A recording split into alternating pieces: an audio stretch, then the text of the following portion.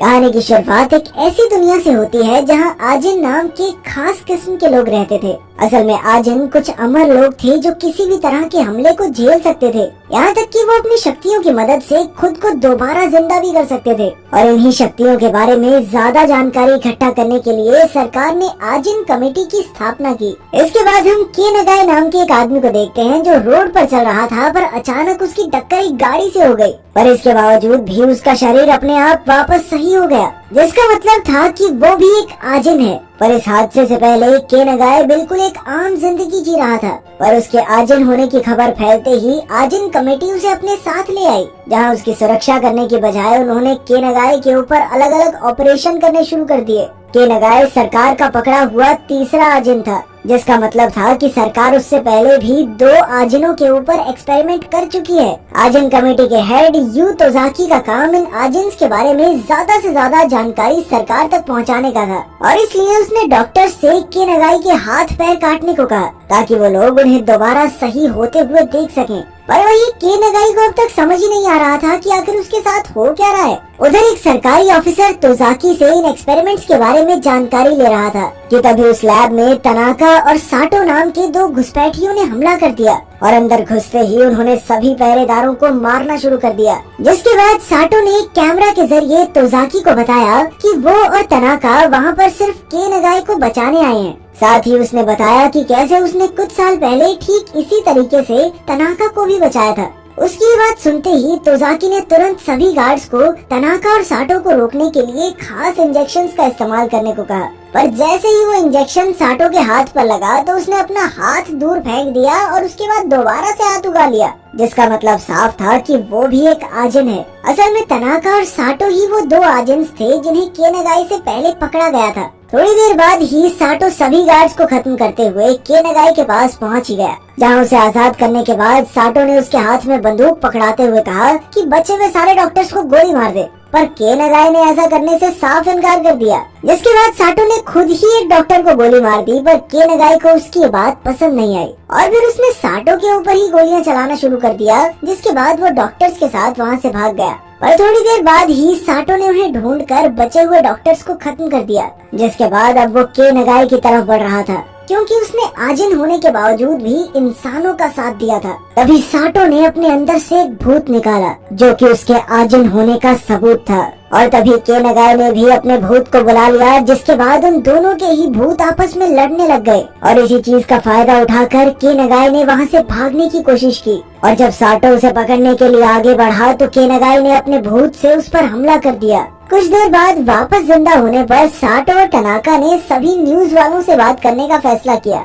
इसके लिए तनाका ने एक पेशेंट का रूप लिया, जिसे लेकर साटो सीधा न्यूज चैनल वालों के पास चला गया, जहां उसने सबके सामने आजिन कमेटी द्वारा किए जा रहे अत्याचारों के बारे में बताया। साथ ही उसने बताया कि कैसे उसने तनाका को डॉक्टर से बचाया था, और अपनी बात को सच साबित करने के लिए उसने एक वेबसाइट के बारे में बताया जिस पर तनाका के एक्सपेरिमेंट्स की वीडियोस थी। अपनी बात खत्म करते हुए साटो ने आजिन्स के हकों की मांग की और कहा कि हम एक साथ नहीं रह सकते, एक अलग देश होना चाहिए हमारे लिए। साटो के खुलासे के बाद ये खबर काफी तेजी से पूरे देश में फैल गई, और अब सभी लोग इस पर बात कर रहे थे। अगली सुबह के नगाई एक गांव में पहुंच गया, जहां उसकी मुलाकात एक बूढ़ी औरत से हुई, जिसे के नगाई की शक्ल अपने पोते जैसी लग रही थी, और इसीलिए उसने के नगाई को अपने घर में आने का निमंत्रण दिया। उधर के नगाई की बहन एरिको, जो हॉस्पिटल में भर्ती थी, उसे अपने भाई के बारे में टीवी पर चल रही न्यूज से पता चला, और इसके थोड़ी देर बाद ही तोजाकी की असिस्टेंट इजुमी के नगाई के बारे में पूछताछ करने के लिए उसके पास पहुंच गई।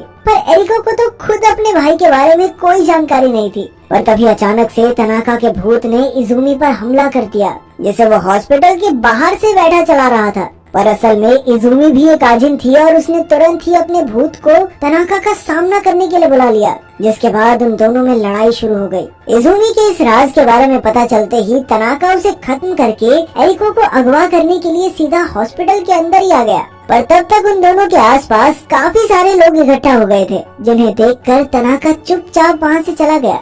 उधर तोजाकी मीडिया के सामने अपनी और सरकार की बेगुनाही को साबित करने में लगा हुआ था। उसका कहना था कि साटो के लगाए हुए सभी आरोप बेबुनियाद और बिल्कुल झूठे हैं। इधर केनागाय अभी भी उस बूढ़ी औरत के घर में ही रह रहा था और अब तो वो अक्सर उस औरत की काम में मदद भी करता था। पर तभी एक दिन उसने रेडियो पर अपनी बहन के बारे में सुना, जिसे सुनते ही वो तुरंत छुप कर अपनी बहन से मिलने चला गया। केनागाय जानता था कि तनाका और साटो दोबारा एरिको पर हमला कर सकते हैं और इसीलिए वो अपनी बहन को अपने साथ उस औरत के घर ले आया। धीरे धीरे केनागाय ने खुद को ताकतवर बनाने के लिए मेहनत करना शुरू कर दिया और अब तो वो अपने अंदर मौजूद उस भूत को काबू करना भी सीख रहा था। उधर साटो ने एक वीडियो जारी किया जिसमें उसने सरकार को धमकी देते हुए कहा कि जल्द से जल्द मेरी सारी मांगों को मान लिया जाए और ऐसा ना करने पर उसने हेल्थ मिनिस्ट्री को तबाह करने की धमकी दी। इसके साथ ही उसने इस हमले की तारीख बताते हुए सभी एजेंट्स को अपने साथ जोड़ने के लिए कहा। हमले की तारीख के दिन हेल्थ मिनिस्टर बिल्कुल बेखौफ बैठा हुआ था और उसके मुताबिक बाहर खड़ी पुलिस के होते हुए उसका कोई क्या ही बिगाड़ लेगा। पर तभी एक प्लेन सीधा आकर हेल्थ मिनिस्ट्री की बिल्डिंग से टकरा गया। असल में इस प्लेन को साटो उड़ा रहा था और एक एजेंट होने की वजह से उसने अपने आप को दोबारा जिंदा कर लिया। वहीं बाहर भी कई सारे एजेंट साटो का साथ देने के लिए पहुंच गए थे, पर साटो की इमारत से बाहर आते ही पुलिस ने उस पर अंधाधुंध गोलियां चलानी शुरू कर दी। पर तभी एक दूसरी इमारत के ऊपर बैठे हुए तनाका ने पुलिस वालों के ऊपर गोलियां चलाना शुरू कर दिया ताकि साटो को खुद को ठीक करने का समय तो मिल जाए। और जैसे ही साटो वापस होश में आया तो उसने अपनी एजेंट शक्तियों की मदद से सभी पुलिस वालों को खत्म कर दिया। जिसके बाद उसने एक और वीडियो बनाई जिसमें उसने तोजाकी और सरकार को 2 दिन के अंदर टोक्यो शहर खाली करने के ऑर्डर्स दिए और ऐसा ना करने पर उसने कहा कि मैं पूरे शहर में जहरीली गैस फैला दूंगा, फिर ले लेना मजा, तुम सारे मरोगे। उधर गांव वालों को केनागाय के एजेंट होने की खबर मिलते ही केनागाय और एरिको को जल्दबाजी में उस औरत के घर से भागना पड़ा। इस दौरान तोजाकी ने साटो से बात करके उसे टोक्यो के बदले एक दूसरा शहर देने की बात कही, जिसके लिए साटो ने साफ इनकार कर दिया। वो कहने लगा कि जो प्रजाति ज्यादा ताकतवर है उसे ही तो बढ़िया शहर मिलना चाहिए। अपनी इस हार के बाद जब तोजाकी ऑफिस से बाहर निकला तो उसकी नजर भीड़ में खड़े केनागाय पर पड़ी, जो साटो से लड़ने में सरकार की मदद करने के लिए तैयार था। पर इस काम के लिए उसकी एक शर्त थी कि सरकार उसकी बहन एरिको की सुरक्षा में कोई कमी नहीं रखेगी। इसके साथ ही साटो को हराने के बाद केनागाय ने अपने लिए एक नई इंसानी पहचान की मांग की ताकि वो अपनी बहन के साथ शांति और आराम से रह सके। तोजाकी के पास केनागाय की बात मानने के अलावा और कोई चारा नहीं था। इसके बाद तोजाकी सरकार के साथ मिलकर साटो और उसके साथियों को हराने का प्लान बनाने में लग गया। असल में तनाका रिसर्च लैब में 4 साल तक कैद रहा था और वही साटो 20 साल तक अपने ऊपर किए गए एक्सपेरिमेंट्स की वजह से इंसानों से नफरत करता था और अब उन दोनों का मकसद सिर्फ और सिर्फ एजेंट्स को इंसानों से बचाना था। 2 दिन बाद साटो और उसके आदमी सरकार पर हमला करने के लिए पूरी तरह से तैयार थे और प्लान के मुताबिक सबसे पहले उन्हीं के एक आदमी ने सरकारी ऑफिस में जाकर उनका सिस्टम हैक कर लिया।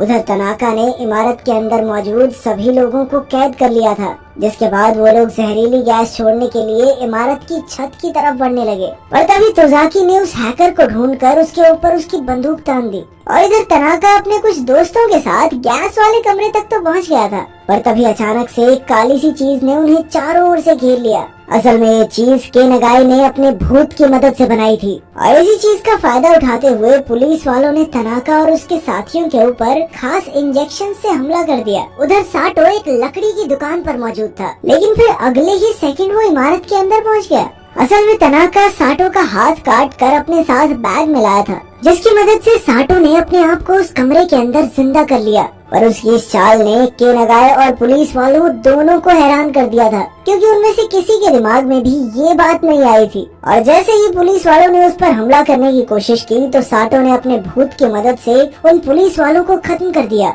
जिसके बाद उसने तनाका को वापस से जगाया और फिर वो दोनों सीधा उस जानलेवा गैस को लेने के लिए पहुंच गए। गैस मिलते ही साटो पूरी रफ्तार से छत की तरफ भागा। यहाँ पर उसने केनागाय को भी बुलाया हुआ था और थोड़ी ही देर बाद केनागाय उसे रोकने के लिए वहाँ पहुँच गया और फिर देखते ही देखते उन दोनों के बीच एक खतरनाक लड़ाई शुरू हो गई। और वहीं दूसरी तरफ उन दोनों के भूत भी आपस में लड़ रहे थे। उधर तोजाकी ने तनाका को ढूंढ तो लिया था, पर तभी तनाका ने उसके ऊपर अपने भूत की मदद से हमला कर दिया, लेकिन ऐन वक्त पर उसे बचाने के लिए इजुमी वहां पर पहुंच गई। जिसके बाद उन दोनों के बीच भी लड़ाई शुरू हो गई, जिसमें उन दोनों के अंदर मौजूद भूत भी बराबर के हिस्सेदार थे। और इसी लड़ाई के बीच तोजाकी ने सही मौका ढूंढकर तनाका के ऊपर खास इंजेक्शन से हमला कर दिया, जिसके बाद वो वहीं पर बेहोश हो गया। उधर केनेगाई और साटो के बीच अभी भी लड़ाई चल रही थी, पर इस बार केनेगाई का ये नया रूप देखकर साटो उससे काफी प्रभावित हुआ और तभी केनेगाई ने बड़ी ही चालाकी से साटो के पैर पर वो इंजेक्शन घुसा दिया।